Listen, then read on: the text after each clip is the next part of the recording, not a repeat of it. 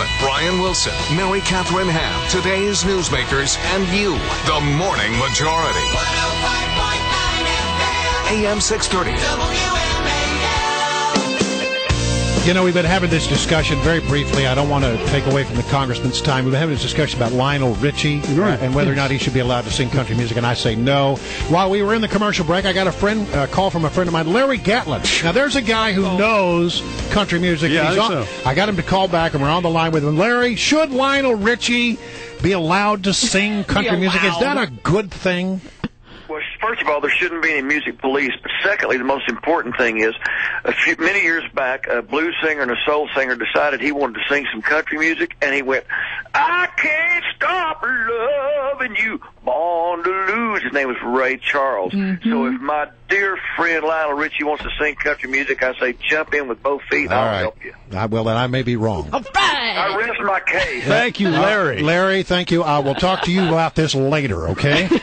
God bless, pal. See y'all. Thank you very much. Wilson's an honest man. I'm an honest man, and if I hear it from an authority, but I bet Ricky Skaggs, my other friend, would disagree. All right, we'll see. All right, listen. Let's talk to Buck McKeon, who is the chairman of the House Armed Services Committee. He's nice enough to hang on the line while we took care of that little bit of nonsense.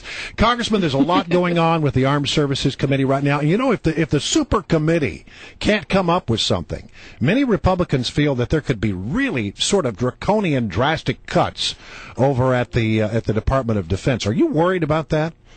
I'm very worried about that.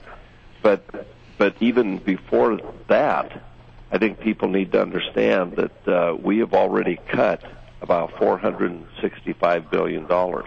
I met with Admiral Mullen about a month and a half ago before he retired, and he told me they had assigned the chiefs to come up with $465 billion in savings that they would kick in over the next 10 years, but they would be heavily loaded on the front end.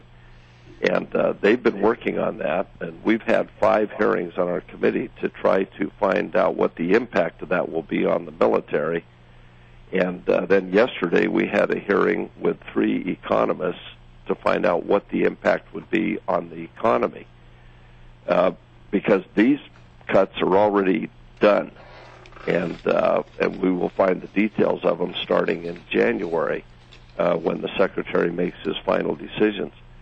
That's before the 500 kicks in. So if you look out over the next 10 years, we're looking at about, just average it out, almost $50 billion a year cut from defense. And then if the super committee is not able to meet their object, we will have another $500 to $600 billion added on top of that. So you're looking at about $100 billion over the next 10 years per year, and that would be devastating. What we found out yesterday, the economic impact is going to hit Virginia probably harder than any other state because we have so many military jobs in the state. In fact, the economist, Dr. Fuller from George Mason, put out that in his study released a couple days ago that Virginia would probably have about 122,000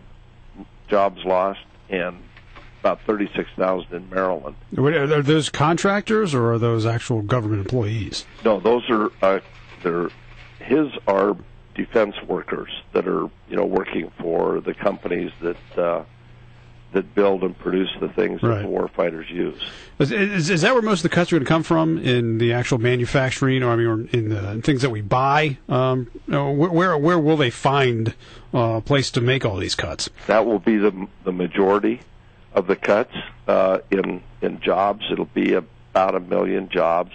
We'll have about 200,000 taken out of uniformed military personnel, and another 200,000 plus of civilian workers, the people that are civilian but work for the government in defense. It all comes up to about 1.5 million jobs, which will increase our unemployment by over a percentage point. My understanding is that the way the super committee's set up, if they do not reach their goal and the automatic cuts go into play, defense does take a harder hit. Is that the case? How is that set up? It's a double whammy, really. because of all these cuts that we've already had.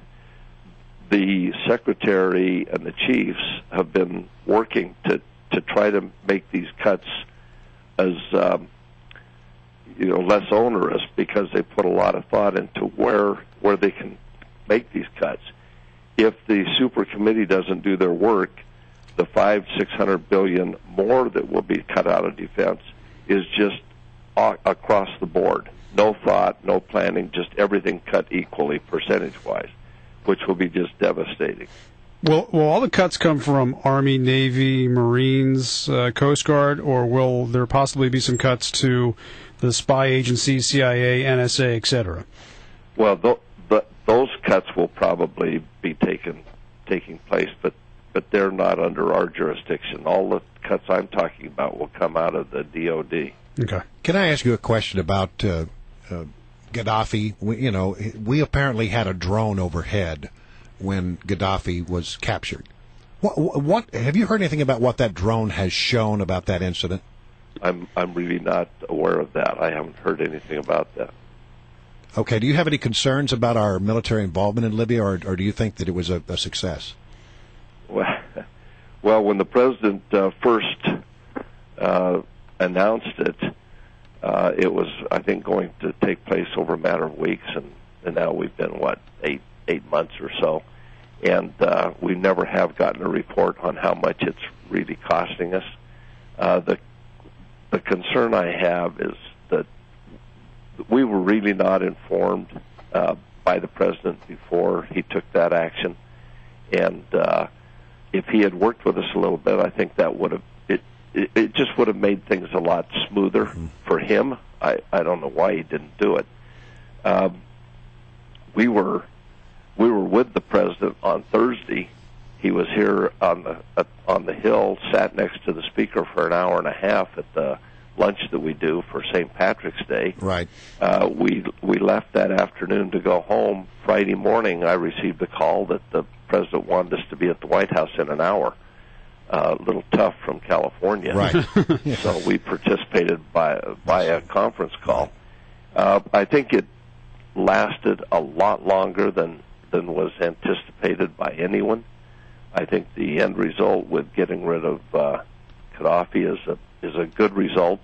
The problem is we don't know what's going to replace him. Right. So we this is the whole point in my concern about these cuts to defense. We didn't know that this was going to happen. One of the hearings we held, we had former chairman of the committees, and Ike Skelton said in all of his years in Congress, we had 13 conflicts, and only one we were prepared for or knew about, in advance. We planned and went into Iraq. Yeah. But the others were all, we didn't know they were going to happen. We didn't see them coming. Well, Congressman, thank you so much for joining us here on the Morning Majority. We greatly appreciate you. Good talking to you. Same here. All right. Thank you.